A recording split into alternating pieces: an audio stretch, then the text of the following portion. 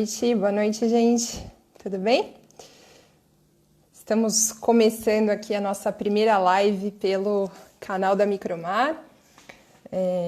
Primeira vez que a gente faz uma transmissão ao vivo e eu estou bem animada. Acho que é uma oportunidade muito legal que a gente tem de estar próximo do nosso público, mais próximo da nossa audiência. Então, e esse é o objetivo do nosso Instagram, da nossa conta, é oferecer informações de qualidade para o nosso público, né? Que são neurocirurgiões, instrumentadores cirúrgicos, empresas da área de neurocirurgia. Todos esses são nosso foco para atrair com informações da área, informações bacanas para todo mundo. Então, fiquem sempre à vontade para enviar sugestões, conteúdo, informações da área, que com o maior prazer a gente publica nas nossas redes sociais. Tá joia? E como todos esses públicos foram muito afetados com a questão do Covid, em cadeia, né? Todos em cadeia, os médicos, os pacientes, as empresas foram muito impactadas com a questão do Covid. A gente resolveu fazer essa live, surgiu a ideia da gente passar informação a respeito. Afinal de contas, teve muito impacto para todo mundo, inclusive a gente falando de fluxos hospitalares, toda a questão das sequelas da doença na neurocirurgia. E com esse objetivo, a gente vai chamar o Dr. Marcos Maldaun, que gentilmente aceitou o nosso convite de participar da live, né? Para ele dar o ponto de vista dele com relação a todos esses assuntos, tá? Então, vou incluir o doutor aqui para a gente poder começar o nosso bate-papo. Todos me ouvem bem? Se tiverem qualquer dúvida ou quiserem enviar perguntas para a gente, podem fazer isso durante a live, que ao final da conversa a gente vai pegar as perguntas de acordo com o tempo disponível para o doutor respondê-las. Tá joia? Vamos lá, então.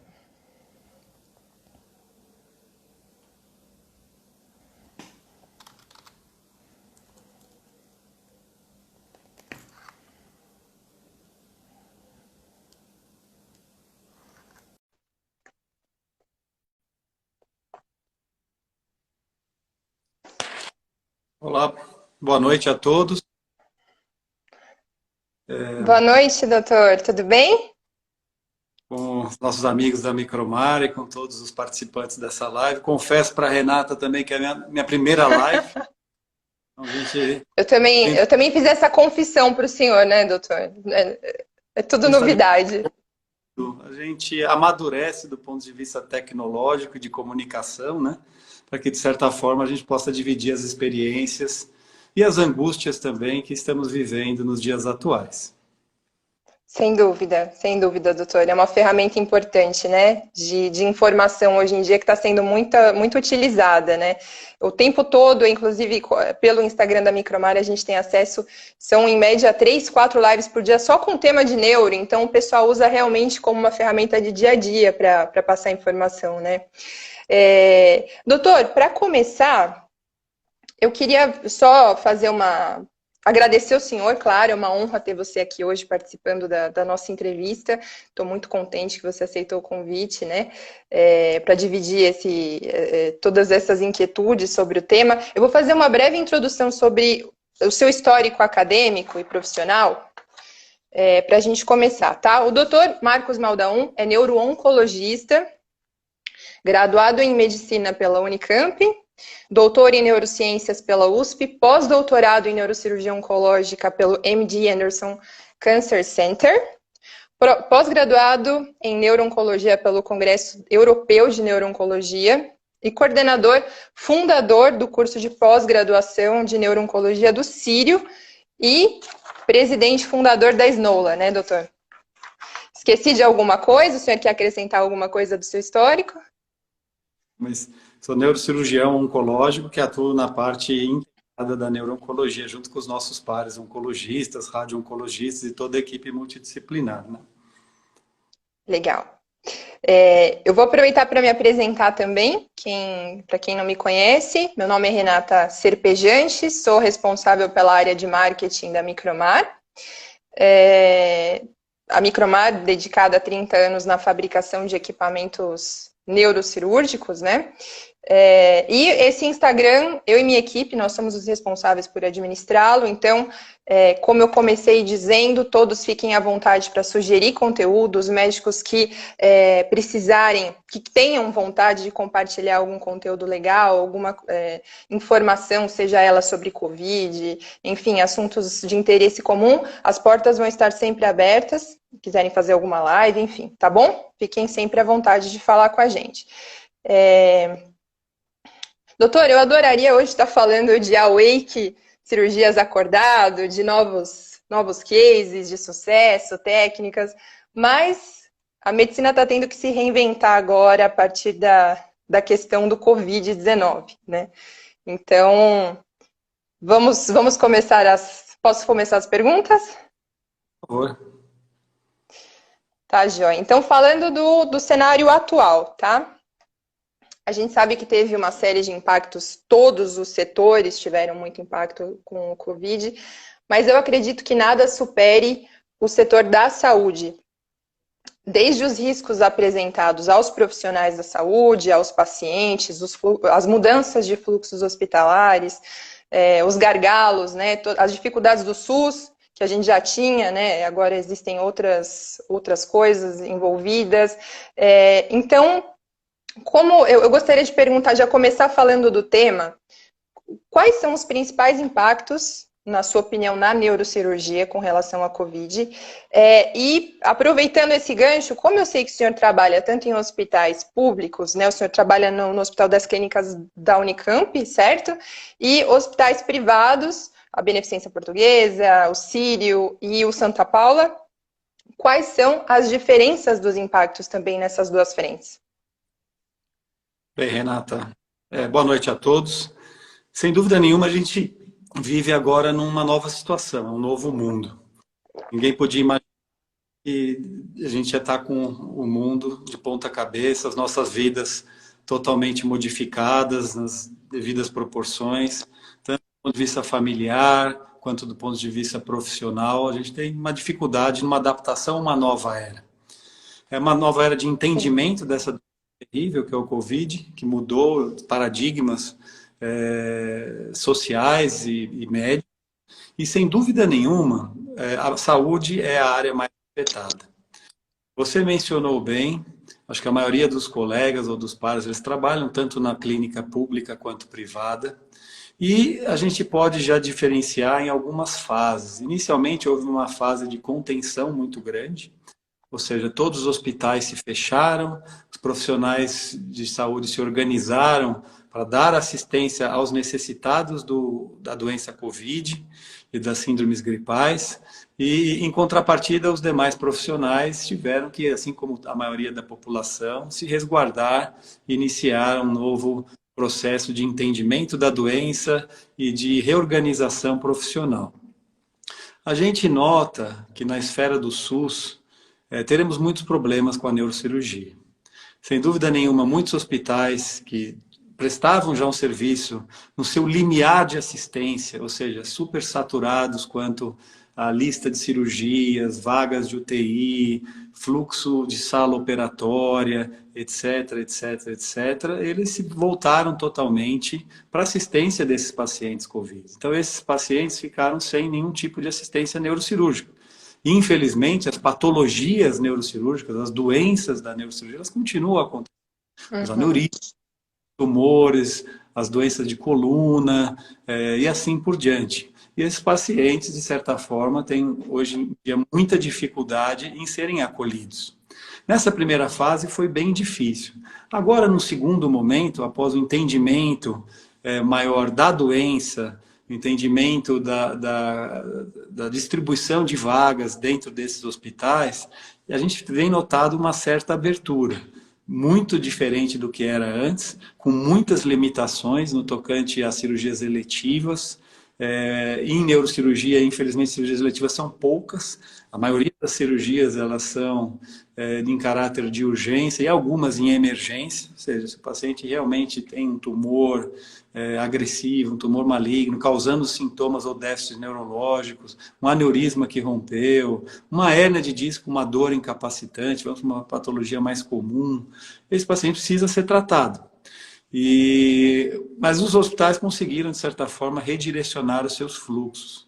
Eles estão retomando novamente. Só que isso criou um certo gargalo, porque já tinha uma lista defasada no SUS, e agora esses pacientes, infelizmente, se acumularam, ou, de certa forma, essa lista ela não teve continuidade no tratamento desses pacientes, né? Então, assim, o fluxo de assistência para eles, sem dúvida nenhuma, foi prejudicado. Tem uma questão financeira também importante, a maioria desses hospitais tiveram muitas redistribuição de caixa, vou falar assim, tinha um fluxo pré-estabelecido, aí direcionou, aí teve compra de insumos e de materiais como respiradores, mudanças de enfermarias, ou seja, todo esse processo de gestão e administrativo está sendo feito no SUS da melhor forma possível. Mas, sem dúvida nenhuma, a gente vai vivenciar, ou já estamos vivenciando, problemas graves, porque os pacientes eles continuam com a sua patologia. E, de certa forma, devido a toda essa situação causada pelo Covid-19, nós temos, digamos, um leque no acolhimento desses pacientes, uma dificuldade para esses pacientes serem acolhidos da melhor forma possível. Na clínica privada, isso teve um impacto inicial, também da mesma forma, uma redistribuição de vagas, de leitos, até um entendimento melhor da doença, mas os hospitais, eles já, de certa forma, restabeleceram seu fluxo, ou seja, criaram um mecanismo de parte desse hospital, como eles mesmos chamam, sejam livres de Covid, ou Covid-free. Não tem um centro cirúrgico. Profissionais que atuam nessa área das síndromes gripais são isolados, os métodos de imagem também separados, ou seja, uma esterilização e cuidado com a higienização hospitalar muito grande. Isso, de certa forma, propicia, vamos dizer assim, uma retomada das atividades profissionais mais rápida do que no SUS. Ainda temos muita dificuldade, ainda temos muito medo dos pacientes, que é natural. O paciente, nossa, mas eu vou para um hospital, será que eu vou pegar o Covid? Será que como que está o contágio? Vou ser contaminado? Isso vai afetar minha vida? Mas os hospitais já estabeleceram um fluxo seguro, os pacientes são testados na entrada, limitação de visitas de familiares, os familiares que ficam junto muitas vezes são testados também, a equipe está em constante monitoramento clínico, para que qualquer indivíduo, tanto da equipe de enfermagem, fisioterapia ou médico, seja liberado para retomar suas atividades da melhor forma possível. Tá. E o senhor, a sua resposta veio muito de encontro com a minha próxima pergunta, inclusive, porque fora a parte do sistema de saúde, da estrutura toda, existe o lado do paciente, né? Por se tratar ainda de um agente infeccioso desconhecido, que a gente ainda não tem uma vacina para prevenir, não tem uma medicação para curar, né? A forma mais eficiente hoje em dia para se frear o contágio é o isolamento social, certo? Então, os pacientes eles estão deixando de ir aos consultórios, estão deixando de fazer os exames de diagnóstico e, consequentemente, não estão sendo diagnosticados, certo? Eu tive acesso a um estudo da Sociedade Brasileira de Cirurgia Oncológica que estima que 90 mil pessoas hoje no Brasil estejam com algum tipo de câncer e não foi diagnosticado ainda, porque essas pessoas não estão buscando, elas estão receosas realmente de ir até o hospital, de ir até o médico, até acho que por uma falta de esclarecimento, porque muitos locais, como o senhor comentou, são seguros, né? Estão separados, mas existe um receio muito grande. Então, aproveitando isso, um dado interessante, doutor, não sei se o senhor já teve acesso, que nos 2 primeiros meses da pandemia, nós tivemos em São Paulo 2.200 biópsias realizadas pelo SUS, né, na saúde pública. Esse mesmo período, ano passado, esses primeiros 2 meses, nós tivemos 22.000 biópsias. Então, realmente é um número muito distinto, né, radicalmente diferente. Então, eu ia te perguntar, o senhor tem vivido isso na sua rotina? A rotina mudou muito, a procura está sendo muito menor? E a segunda pergunta quanto a isso o senhor imagina que quando, na pós-pandemia, né, como que vai ser o impacto disso para a neurocirurgia? Porque eu imagino que os pacientes já vão chegar em estados mais graves, talvez com menos oportunidade cirúrgica já, por já ser alguma coisa um pouco mais crítica, né, uma situação um pouco mais crítica. Então, são essas duas perguntas, né? Se o senhor tem vivido isso na prática e como vai ser daqui a pouco, os pacientes tendem a chegar em estados mais graves, né? Você colocou muito bem, né? Acho que toda a medicina moderna ela foi baseada no decorrer de muitas décadas, né? Então, quando a gente fala em oncologia, descobriu-se que deveria ser feita a prevenção, com exame anual, com visita ao mastologista, ao ginecologista, com mamografia, o câncer de próstata da mesma forma. Isso só para citar uns exemplos, Claro. né? Na área, na neuro, da mesma Sim, forma, sim. patologias, a nossa formação ela foi feita numa escola acadêmica e mostra que existe um fluxo assistencial para esse paciente. Um exemplo que eu posso citar do meu meio de expertise é o tumor cerebral. Então, a gente avaliou num consenso de experts que esse paciente deve fazer uma ressonância de controle a cada 3 meses. Não está sendo feita. Esse paciente, no caso mais agressivos, menos agressivos de 4 a 6 meses. Tudo isso vai atrasar. Então, houve uma mudança, sim, significativa na prevenção, no manuseio das doenças, na condução dos casos, ou seja, de uma forma que já pré-estabelecida deveria ter sido seguido o cotidiano da medicina, né? Ou seja, todos os protocolos assistenciais de imagem, de visitas médicas, de realização de exames clínicos, de exames laboratoriais, de protocolos de tratamento, ou seja, o paciente faz radioterapia, faz quimioterapia, da forma com que esse paciente vai ser assistido pela equipe multidisciplinar, ou seja, vai aqui primeiro, depois vai no outro colega, tudo isso foi quebrado.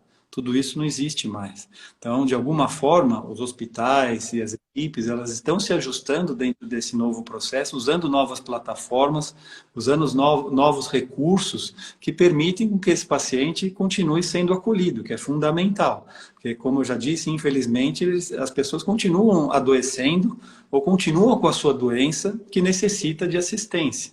Então, nós teremos uma nova era, estamos vivenciando uma era agora, de entendimento e de adaptação ao Covid. Você colocou bem, a gente tinha um isolamento, agora a gente vai começar uma fase de distanciamento social, com o uso de máscara, as pessoas vão passar a sair mais em algum momento, mas mesmo assim isso também vai mudar todo esse fluxo e todos esses paradigmas médicos, mas essa adaptação ela vai acabar sendo feita. Infelizmente, muitos em estágio mais avançados, poderiam perder um time para uma cura de uma doença. Câncer de mama precocemente tratado pode ser curado. Às vezes, num diagnóstico mais tardio, muitas vezes, infelizmente, isso não é possível. Já numa doença metastática ou com a doença em franca progressão, isso vai trazer muitas dificuldades para os pacientes. Mas eu acredito que, uma vez nessa fase de distanciamento, que deve começar agora em breve, em algumas cidades já começou, novos protocolos, novos fluxos de adaptação nas diversas especialidades, eles trarão uma nova fase à medicina, uma medicina moderna. Interessante é que, de certa forma, talvez os hospitais e as clínicas se adaptem a fazer fluxos mais simples para um paciente do SUS, por exemplo, como protocolos de radioterapia mais curtos, ele vai menos ao hospital, de pacientes que necessitam de deslocamento, isso é um problema muito grave para quem, nós da área da saúde que estamos em grandes centros, grandes cidades, grandes capitais, que recebem pacientes de fora, de avião ou de via rodoviária, esses pacientes têm muita dificuldade no transporte. Então, de forma, tudo isso deve sofrer algum tipo de modificação para que os pacientes recebam a melhor assistência possível. Seria como uma melhoria, né? Aproveitando o ensejo, algumas coisas tendem a melhorar, né? Na rotina desses pacientes. Eu imagino, doutor, que até seguindo essas informações, que o médico orientar os pacientes também deve ser fundamental, né? Para aqueles que já estão em tratamento e, por exemplo, deixam de seguir o tratamento por esse receio de ir ao hospital ou de ter contato, até porque pacientes oncológicos, eles são de alto risco para a Covid, eles têm acho que 30% de taxa de letalidade, né? Então, expor um paciente oncológico é sempre muito complicado numa condição dessa, né? Sem dúvida nenhuma. E você mencionou um outro lado importante. Eu acho que a medicina em si como um todo, ela vai se modificar e ela vai usar plataformas como essa live que a gente está fazendo agora. Infelizmente, por exemplo, em especialidades como a minha, todo o nosso treinamento, todo o nosso conhecimento técnico e assistencial, ele é baseado numa semiologia, que envolve uma anamnese, ou seja, conversar com o paciente, examinar o paciente, entender o déficit, você tem esse critério, você olha para o seu paciente, você tem esse contato com o paciente, o contato de sentir a força, ver o campo visual, ou um simples olhar, o paciente está na sua frente e ter vamos falar assim, divisão de angústia médico-paciente, trazer o problema dele ou a solução dele, que ele está melhor, está bem, tudo isso é fundamental. E agora a gente está numa nova situação, uma situação de telemedicina, uma situação de novas ferramentas e novas plataformas, a qual todo esse conhecimento de décadas que foi criado na medicina, talvez ele tenha que ser adaptado a isso. Confesso que a telemedicina não é novo, mas a pandemia fez com que fosse aprovada. Existiam cursos de telemedicina, alguns convênios já disponibilizavam dessa plataforma, alguns hospitais. Tem o seu lado bom, tem o seu lado ruim.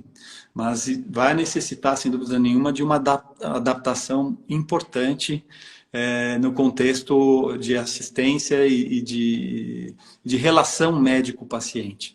Que o contato, e o olhar e o dia a dia, ele é importante. É fundamental, né? Fundamental. Então, no caso do diagnóstico do tumor frente à Covid, sempre deve se priorizar o tumor. Ou existem situações que podem ser analisadas? Nessa fase atual que a gente vivencia, confesso para você, no início da pandemia, quando ela chegou, o número de mortos, infelizmente, dessa doença foi aumentando, cria-se essa tendência natural do isolamento, que foi importante em algumas regiões, em algumas cidades, mas a partir do momento que o paciente tem uma doença grave, ele precisa de assistência. E o tumor, sem dúvida nenhuma, é uma doença grave. O paciente necessita fazer o seu segmento, necessita fazer o seu diagnóstico e necessita receber o seu tratamento. Por isso que, felizmente, os hospitais, tanto alguns do SUS, como os hospitais da clínica privada, eles estão direcionando seus fluxos, estão criando sua ala Covid-free, fizeram um redirecionamento, um planejamento de gestão muito importante para que essa crise na saúde ela não traga uma crise de saúde para os pacientes. Então, a crise na saúde, restrita a plano de saúde, hospital, diminuição de consultas, etc., de exames, de cirurgias, principalmente, de tratamentos oncológicos, radioterápicos, etc. Isso, de certa forma, os hospitais, felizmente, se organizaram com uma estratégia de gestão muito importante, estão abrindo as suas portas novamente para que esse paciente, de forma segura, seja assistido das suas doenças graves. Legal, doutor. Importante essa informação, muito importante. E tranquilizadora, né, ao mesmo tempo. Essa organização sendo feita, né, para poder atender esses dois mundos, né, do Covid e do dia a dia, naturalmente, que, como o senhor disse, os doentes continuam ficando doentes, né. Doutor, por ser um vírus muito recente, tem muita coisa em andamento ainda com relação aos estudos, mas a gente sabe que a cada dia surge alguma coisa nova, né? E também é sabido que a Covid ela tem uma atração, já existe evidências que ela tem uma atração por células neurológicas. Quais são os principais estudos hoje em andamento com relação à Covid na neuro? Com relação já inclusive às sequelas, que já se fala de AVC, já se fala de algumas outras coisas relacionadas a Parkinson, né? Então, como a pandemia ela é muito precoce, o que a gente tem observado, felizmente, acho que as manifestações neurológicas, elas ficam muito aquém das outras manifestações, principalmente cardiopulmonares, né? É uma doença predominantemente de acometimento pulmonar e, decorrente disso, da infecção, acaba alterando coagulação, alterando, consequentemente, outros órgãos. Em virtude disso, você tem o seu pulmão não funcionando bem, você tem alguns distúrbios de coagulação, você tem um acometimento neurológico secundário, como os AVCs, você colocou bem, tanto isquêmicos quanto hemorrágicos. Existem algumas descrições de encefalites por Covid, que como todo vírus pode causar um processo infeccioso no cérebro, mas felizmente isso é raro, a gente não tem visto isso frequentemente na clínica privada. Mas as outras doenças neurológicas vai ser um grande ponto de interrogação. O quanto que a doença ou o vírus Covid pode acelerar algum processo degenerativo, como a doença parkinsoniana, ou distúrbios de movimento, ou doenças demenciais como Alzheimer. Então, é uma incógnita. Óbvio que envolve também outras situações, como o nosso confinamento, que você faz menos exercícios, você pode se alimentar mal, você deixa de tratar as suas outras patologias de base, como diabetes, hipertensão e todo o seu segmento clínico de forma adequada. E isso também agrava muitas das doenças neurológicas que nós conhecemos. Então, esse processo a médio prazo é uma grande incógnita, mas sem dúvida nenhuma teremos resultados, infelizmente, talvez negativos do impacto do vírus nas patologias neurológicas. Além de todo Doutor, desculpa, eu não entendi a última parte, acho que me falhou o áudio. Além de toda a parte assistencial que nós temos dificuldades, em médio, longo, ou até mesmo longo prazo, a gente vai ter um entendimento melhor claro. vírus, as doenças neurológicas mais comuns e graves, como as doenças degenerativas, por exemplo. E a rotina da Snola com relação à questão da Covid? Como tem sido feita alguma coisa em específico pelo momento que a gente está vivendo? Aí a gente entra numa outra esfera. Então a gente discutiu um pouquinho da parte assistencial, desse novo fluxo, dessa nova vida daqui para frente, os hospitais se reabrindo, os hospitais se adaptando também à crise financeira que eles vivem, infelizmente.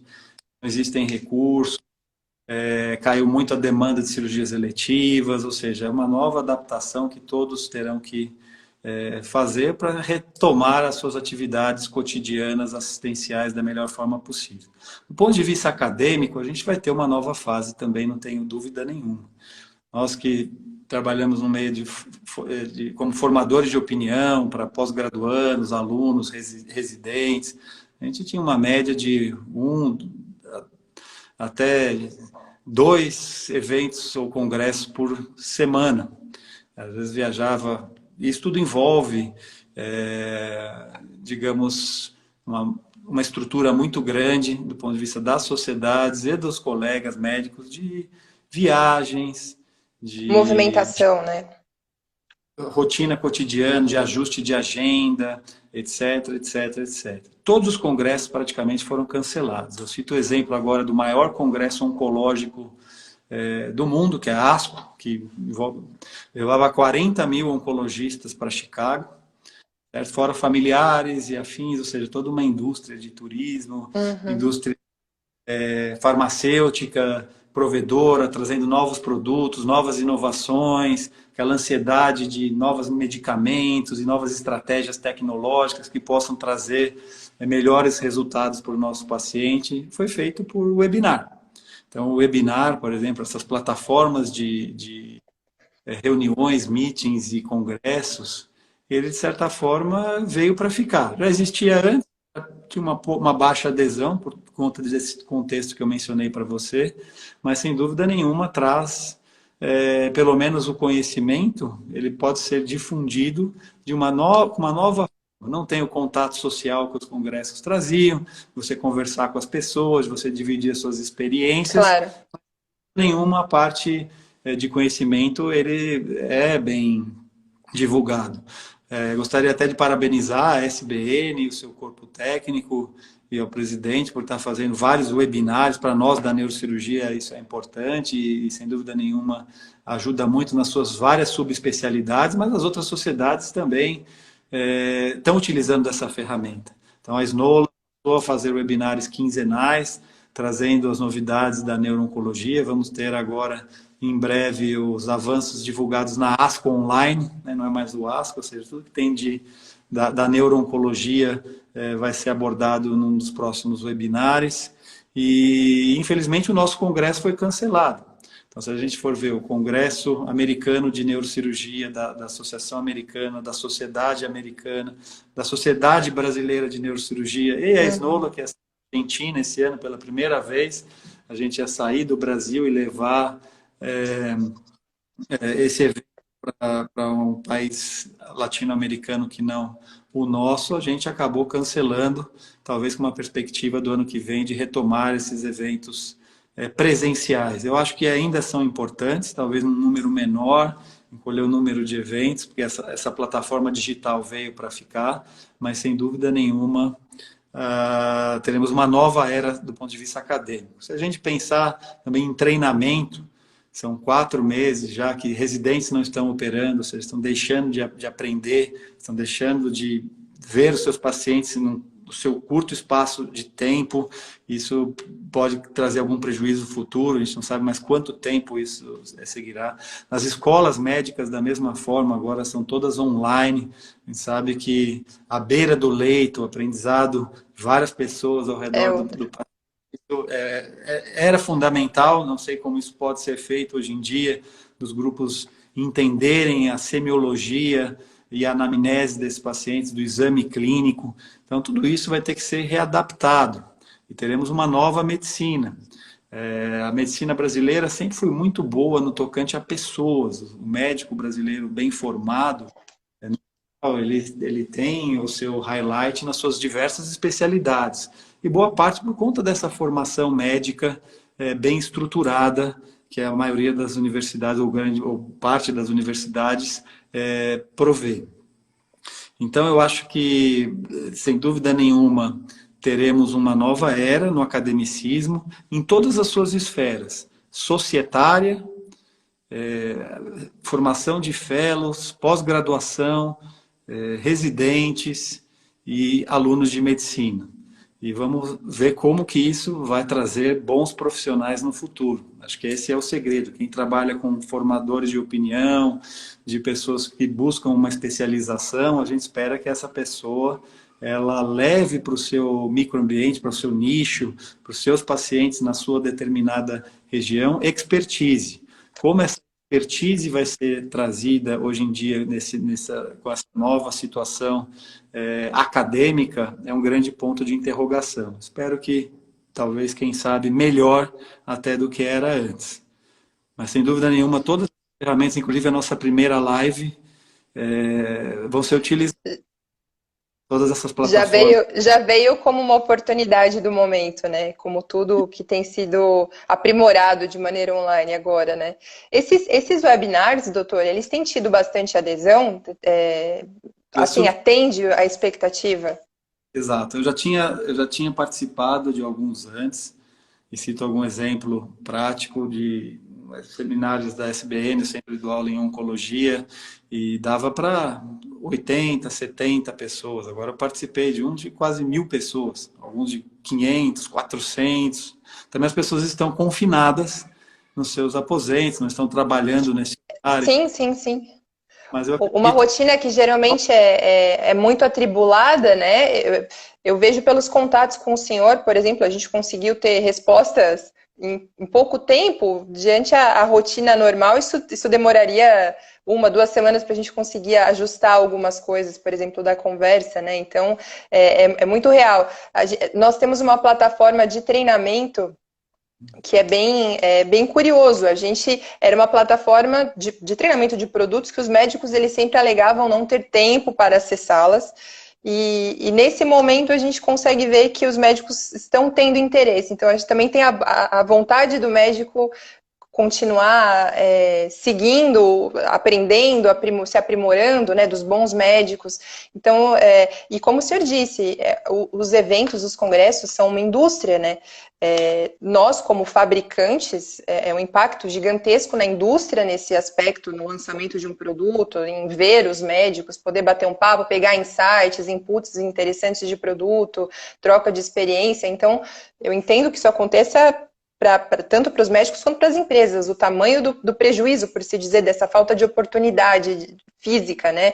E por outro lado, outras ferramentas que estão chegando para auxiliar na melhoria da informação que chegue mais rápido, o que é bom. Acho que o bacana vai ser encontrar um meio termo para tudo isso, né? Utilizar essas ferramentas que estão chegando para ajudar, tanto para os pacientes com a telemedicina, quanto os webinars, os congressos que não atrapalham tanto, acabam não implicando tanto na rotina dos médicos, na agenda, mas deixando sempre algumas oportunidades de pessoalidade. Acho que o melhor vai ser encontrar esse meio termo, né? Sem dúvida nenhuma. Acho que você colocou bem, a palavra é meio termo, é equilíbrio. Eu acho que da forma de congressos semanais, congressos de todas as subespecialidades, especialidades, em todos os lugares e toda semana, não vai ter mais. Eu acredito que vai existir esse equilíbrio entre a plataforma digital e a plataforma física, porque a plataforma física eu ainda acredito que é fundamental. A gente precisa ver o novo lançamento, a gente precisa saber aquilo que está no up-to-date da medicina, a gente precisa do contato social, a gente precisa, de certa forma, conversar com os nossos pares, dividir experiências e assim por diante. E talvez ainda essa plataforma digital não seja a forma mais adequada no momento. Ela é importante, ela trouxe, acho que muito alento, levou conhecimento, até pessoas que não poderiam ir em eventos, não consigo, trabalho muito, mas a pessoa pôde acessar essas plataformas. Então tem o lado bom também, por isso que eu acho que esse equilíbrio, sem dúvida nenhuma, vai ser fundamental. E as sociedades vão ter que se adaptar, porque o Congresso em si é uma fonte de renda importante para que as sociedades existam. Você se mantenham, sim. Você tem um produto novo que você quer lançar, ou você quer comprar ou trazer, importar um produto interessante, quer mostrar isso para os médicos, e não é a mesma coisa de receber um e-mail desse produto, ou você vê o produto, Claro. assistir a aula, o seminário desse produto, o workshop que você vai prover dentro do congresso físico, congresso presencial. Sim, sim. Então, sem dúvida. Então, esse equilíbrio deve existir, porque tem as inovações e as novidades no meio médico, principalmente na área de oncologia. A gente está sempre à procura do melhor para que os nossos pacientes vivam bem e mais cada dia. Então, o senhor já me respondeu que, de alguma forma, essa pandemia vai fazer com que a gente entre numa nova era da medicina, né? Muito provavelmente com muitas coisas novas por vir. Não tenho a menor dúvida. Eu acho que a gente ainda está entendendo essa pandemia, entendendo o comportamento do vírus. Vamos entender o reflexo a médio prazo de tudo que ele causou na estrutura de saúde, de hospitais, clínicas, médicos, pacientes, indústria, planos de saúde. Eu acho que no futuro X, que a gente infelizmente não tem como prever, vai ser escrita uma nova história da medicina, no tocante de ensino, de aprendizado, mesmo de assistências, que protocolos devem mudar, devem encurtar o tempo de tratamento. Cito um exemplo, a telemedicina é um exemplo. Ela estava uma discussão muito grande com os órgãos regulatórios, com o próprio Conselho Federal de Medicina, muita gente contra. A partir do momento que teve uma situação como essa de isolamento, a telemedicina veio como uma ferramenta útil. Então, não era só para ensino, mas veio como uma ferramenta útil assistencial. Óbvio que não é a mesma coisa de você examinar o seu paciente, como eu falei bem, como eu falei antes para Sim. você. De certa forma, vai ser uma plataforma usada. Vamos levar isso para o universo do SUS. Imagina um coitado, um paciente simples que necessita de uma condução, a prefeitura de uma cidade a 100 quilômetros para que esse paciente vá receber seu tratamento, sua quimioterapia endovenosa. Por incrível que pareça, as operadoras de saúde e no SUS, quimioterapia oral ainda não é aceita, mas tudo indica que já vai ser liberada, para que a pessoa Que receba em legal. casa. Ou seja, então trouxe, de certa forma, avanços para que o acolhimento do paciente continue da forma mais adequada possível para essa nova situação pós-pandemia que vamos viver. Que legal, doutor. Que bacana. Eu vi, inclusive, essa semana uma apostila, acho que foi o doutor Fernando Maluf que desenvolveu, falando exatamente sobre essas, como agir no momento desse para facilitar algumas condutas, né? Eu acho que os nossos pares radio-oncologistas, da mesma forma, tentar encurtar o tratamento da radioterapia, ou seja, esse distanciamento que a gente vai viver, que acho que é a próxima fase do isolamento, a gente Uhum. passa o distanciamento, ele também vai chegar na medicina. E a forma que a gente provê qualidade dentro do distanciamento é talvez ver umas alternativas seguras e eficazes de tratamento para que o paciente fique menos tempo internado, Menos exposto. menos exposto, uma circulação menor, porque ele tem dificuldade em voo, tem dificuldade em transporte e assim por diante, que ele possa fazer talvez na sua própria cidade, ou seja, a excelência de um grande centro ir para uma cidade menor, a gente não sabe. Infelizmente tem doenças que precisam de cirurgia, que precisam talvez de radioterapia, que precisem ir para um lugar provedor desse tipo de assistência e de excelência, é, e que, de certa forma, esses fluxos também dentro do hospital vão preconizar esse maior distanciamento, ou seja, uma alta mais precoce para o paciente, um esquema de tratamento que ele fique menos tempo internado, que ele já vá direto para o centro cirúrgico, um fluxo de entrada e saída do paciente com menos tempo de espera, mais interessante, minimizando tempo em UTI, etc, etc, etc. Então, eu acho que esse vai ser o pós-pandemia da medicina, com equilíbrio, com um novo equilíbrio, novos paradigmas e protocolos. Como um legado, né? Isso tudo vai trazer um legado para melhorias também. Às vezes a gente vê só o lado ruim e que bom que existe o lado bom, né? Que bom que existe o lado positivo disso tudo. É, doutor, na verdade, as próximas perguntas o senhor já havia me respondido, então eu acredito que o senhor já tenha respondido as questões que eu já tinha anotado. Anotei aqui sobre a importância dos médicos também se envolverem nesse momento com o paciente, com esses webinars e etc. Então, eu não sei se o senhor quer fazer alguma consideração final para a gente poder encerrar a nossa live. Eu acho que nesse tempo atual que todos fiquem bem, com saúde, que se cuidem, cuidem dos seus familiares, dos seus entes. Para quem é da área de saúde, vocês da indústria, nós médicos também continuamos com saúde para prover saúde para os nossos pacientes. A gente Entendi. entender que temos uma nova fase, agora a fase do distanciamento. E o distanciamento significa que o paciente ele precisa ser acolhido de novo, as patologias são graves, você precisa voltar para o seu médico, precisa voltar para o seu tratamento da forma mais segura possível. Existe um processo de gestão hospitalar, gestão de planos de saúde, você todos trabalhando em prol a algo positivo para que a saúde siga adiante. Né? Todas as doenças, todas as patologias recebam o seu tratamento, logo essa tragédia que estamos vivendo, ninguém podia imaginar uma situação como essa, mas a gente enxerga o lado bom. Então, assim, o brasileiro tem isso. Vamos talvez ter uma nova fase na medicina moderna, mais familiar, um acolhimento diferente, com um distanciamento um pouco maior, com um academicismo e um ensino diferente, muito ensino à distância. mas sem dúvida nenhuma eu acho que no final disso tudo a história será reescrita para melhor. Infelizmente a gente tem que passar por esse furacão na área da saúde, essa tragédia que acomete várias pessoas e vidas, não só da parte de saúde, mas também financeira e econômica, e discussão política, etc, etc, etc. Mas eu acredito que todos aqueles que estão lutando bastante para organizar esse novo momento que a gente está vivenciando na esfera da saúde, a gente vai conseguir chegar na melhor escolha e no melhor tratamento para os nossos pacientes.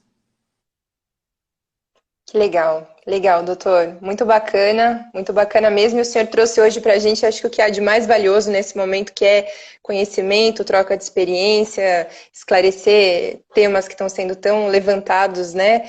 E muito obrigada pela sua disponibilidade.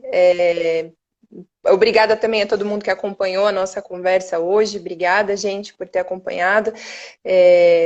Espero que das próximas vezes a gente fale de cases de sucesso, a gente fale de novas técnicas. O importante é a gente estar sempre em contato e passando informação para o pessoal. Obrigada, viu, doutor? Muito obrigada mesmo. Obrigada a todo mundo e boa noite para todos. Uma boa noite a todos, todos com saúde, fiquem bem. Todos fiquem bem, protegidos. Obrigada, Protegidos. doutor. Tudo de bom.